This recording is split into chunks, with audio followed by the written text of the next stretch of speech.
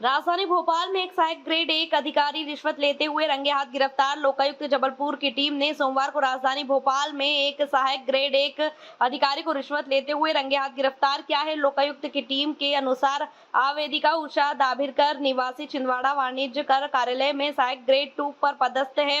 उनके जाति प्रमाण पत्र की जांच आयुक्त अनुसूचित जाति विकास कार्यालय राजीव गांधी भवन भोपाल में लंबित थी। जांच दबाने के एवज में आरोपी जीवनलाल बराड़ सहायक ग्रेड 1 ने 5 लाख की मांग की। सोमवार को आवेदिका ने पहली किस्त के रूप में 1 लाख रुपए के घर मकान नंबर G21 प्रशासनिक अकादमी के सामने पंचशील नगर भोपाल पर दिए।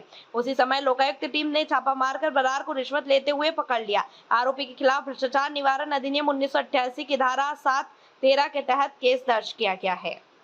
राज्य मंत्री कृष्णा गौर द्वारा कन्या छात्रावास का निरीक्षण। सभी छात्रावासों को बनाया जाए आदर्श छात्रावास।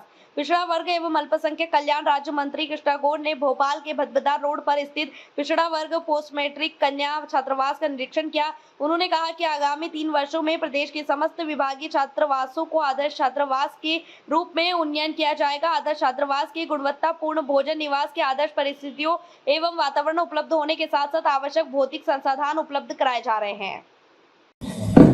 मुझे आज आप सभी को यह बताते हुए हार्दिक प्रसन्नता है कि मध्य प्रदेश में हमारी सरकार, हमारे मुख्यमंत्री डॉक्टर मोहन यादव जी के नेतृत्व में पिछड़े वर्ग के बच्चों के लिए जो हॉस्टल में रहकर अपनी शिक्षा ग्रहण कर रहे हैं, उन हॉस्टल्स के उन्नयन के लिए, उन्हें आदर्श हॉस्टल बनाने के लिए बहुत ही प्रतिबद्धता के साथ काम कर रही है। और उसके लिए सरकार ने पर्याप्त बजट का प्रावधान भी किया है। आज जिस हॉस्टल में हम यहाँ आए हैं, ये एक मॉडल के रूप में तैयार किया गया है। ऐसे मध्य प्रदेश के लगभग सभी हॉस्टल को आने वाले समय में चरणबद्ध तरीके से आदर्श स्थिति में हम लेकर आएंगे।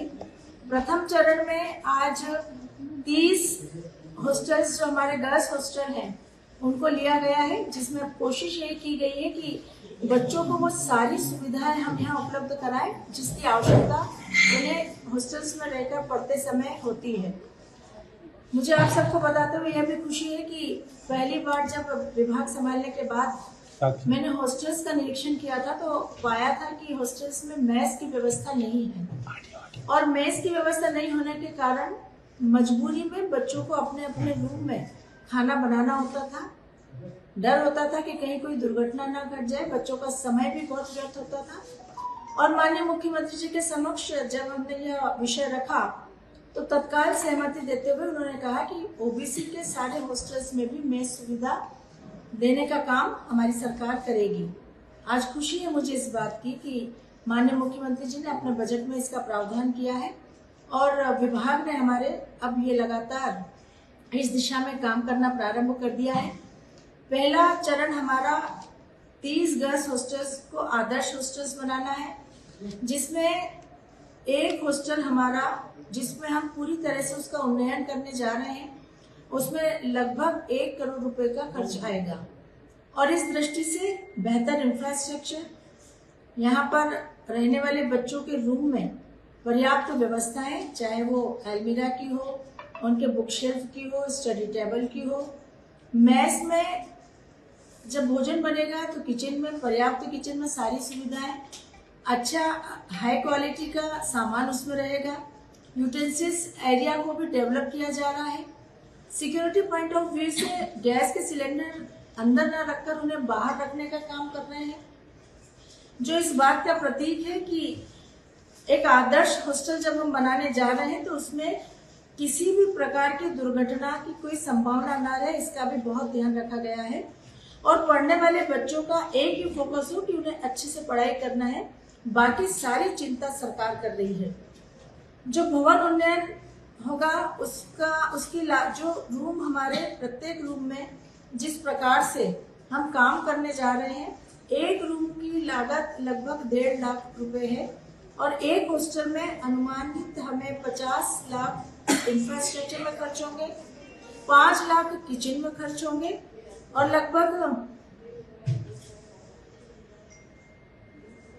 कक्ष की साज सज्जा के लिए 35 लाख रुपए खर्च होंगे।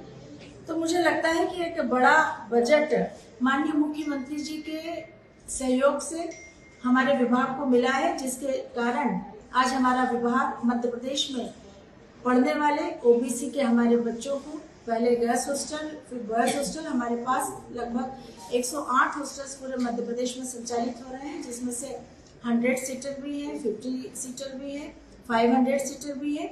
और इस दृष्टि से हमने पहले 30 उन हॉस्टल्स का चयन किया है जो एज वाइज बहुत पुराने थे।